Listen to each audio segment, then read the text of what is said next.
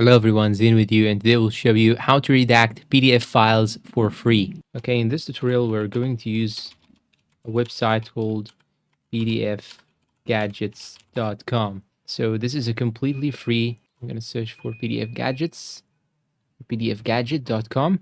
Then it will show me this interface. Now if you want to redact a PDF, just click on redact PDF. Then here you have to choose the file. Let's say that I will have this file, for example, for being redacted. And here I have the file. It has some info. And now in order to start redacting, you just have to do like so. Just draw like so. And if you want to undo, click on undo or Control plus or click on clear in order to clear all the things that you have made. Now you can do this for every page.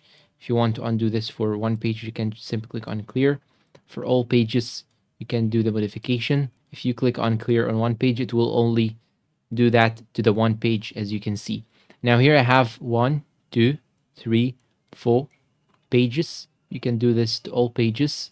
And once you finish, you just have to click on download redacted PDF and it will be downloaded. Now when I open it, here as you can see, I have the redacted option. And that is it. If you find this video helpful, please support us with like, subscribe, comment, share. Thank you for watching and goodbye.